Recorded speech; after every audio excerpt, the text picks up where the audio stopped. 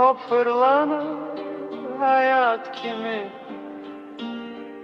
kim oynayır, kim bakır bilinmir. İki kardeş bir sevda futbol adı.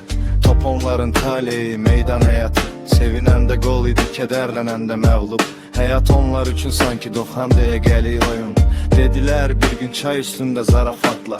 Görəsən o biri dünyada da var bu tamaşa. Kim tez geçse haber salsın o tərəfdən. Top var yoksa boş meydan, desin açıqdan. Biri dedi mən geçsem komanda quraram, səni də ehtiyatda saxlayaram, lazım olsa çağıraram.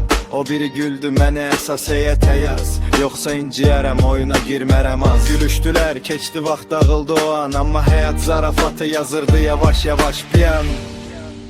Oyun bitmir, növbə değişir, top dayanmaz, insan değişir.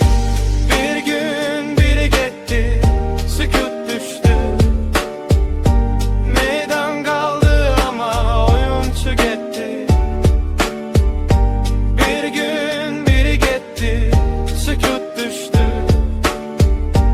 meydan kaldı ama oyuncu gitti.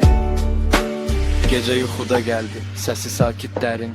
Dedi sana haberim var, hem şirin hem çetin, şirinden başla. Orada da futbol var, meydan doludur. Hamı kaçır, hamı oynayır, oyun kurulup. Bəs çətini nədir? Biraz sustu, sonra yavaş dedi.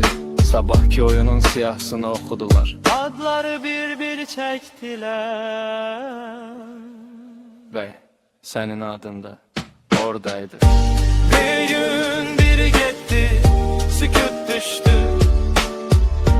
meydan kaldı ama oyuncu gitti.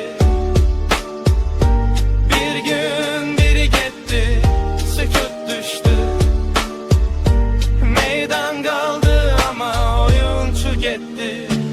Top fırlanır hayat kimi, kim oynayır, kim bakır bilinmir. Top fırlanır hayat kimi, kim oynayır, kim bakır bilinmir.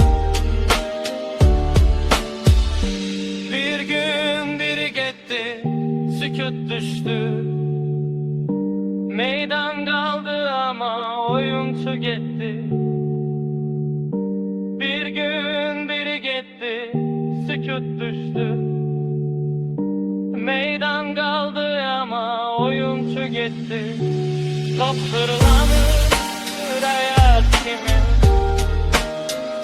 kim oynayır, kim bakır bilinmez. Top fırlanır hayat kimi,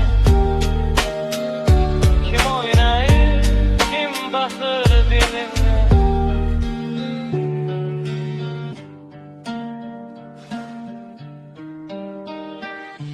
Ağladı.